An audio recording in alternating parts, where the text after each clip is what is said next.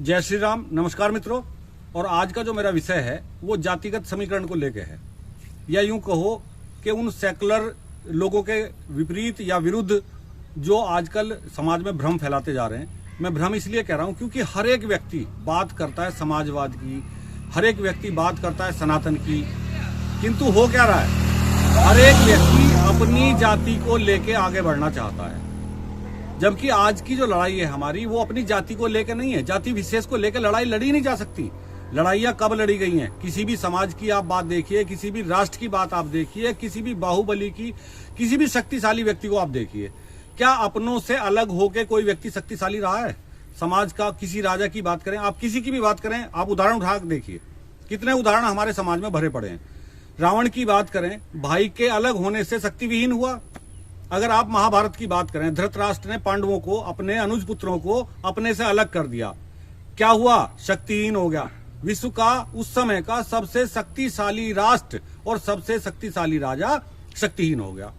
वही काम कंस ने किया। उग्रसेन महाराज को जेल में डालने के बाद क्या किया? उसने अपना एक बाजू काट लिया। दूसरा बाजू उसने कब काट लिया? जब वासुदेव जी को जेल में डाल दिया, देवकी को जेल में डाल दिया। सबसे ज्यादा विश्वास पात्र व्यक्ति कौन था? कंस का वासुदेव जी। और उन्होंने क्या किया? सबसे पहले जो है वासुदेव जी को जेल में बंद कर दिया।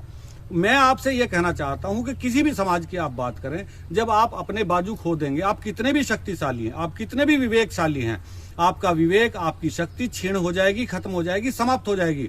आज भी मैं एक ऐसी सभा में था, मैं किसी जाति विशेष को लेकर कोई टिप्पणी करना नहीं चाहता, लेकिन मैं आज भी एक ऐसी सभा में था जहां किसी जाति विशेष को लेकर एक सभा हो रही थी।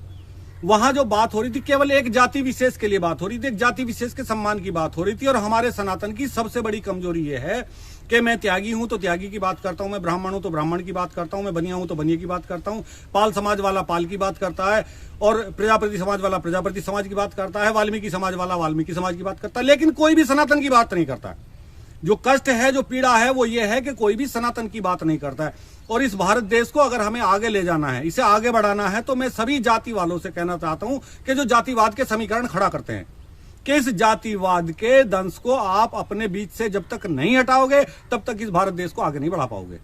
ये जातिवाद का दंश तो हमें मिटाना पड़ेगा। जब तक हम सनातनी नहीं बन जाते हैं, जब तक हम भारतवर्ष के लिए खड़े नहीं हो जाते। और भारतवर्ष के लिए खड़े कब होंगे? जब हम एकजुट हो जाएंगे। और एकजुट कब होंगे? जब हम इन जातियों के समीकरण को समाप्त कर देंगे। कोई भी समाज आज तक अगर आगे बढ़ा है, कोई भी राजा अगर आगे बढ़ा है, कोई भी राष्ट्र अगर आगे बढ़ा है, तो वो एकजुट होकर बढ़ा है। आप बात करते हैं इन सेकुलर दलों से लड़ने की, आप बात करते हैं इन आतंकवादियों से लड़ने की।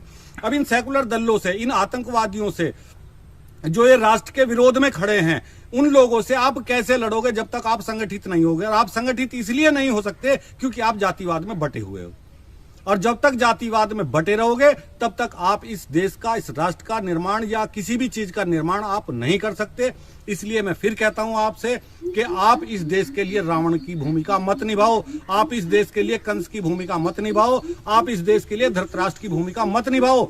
आप शक्तिशाली बनो, पांडवों को साथ लो। आप शक्तिशाली बनो, विभीषण को साथ लो। आप शक्तिशाली बनो, वासुदेव को साथ लो।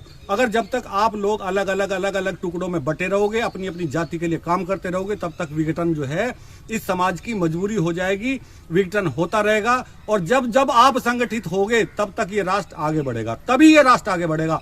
नहीं तो आप लिख लेना मेरी बात, आप बढ़ते रहोगे तो कटते रहोगे, और जब तक कटते रहोगे तब तक आप संगठित कैसे हो जाओगे? इसलिए आपको सबसे पहले क्या करना है, आपका जो ये बांटना है, जो आपको बांट दिया गया जातियों में, ये भी एक षड्यंत्र है।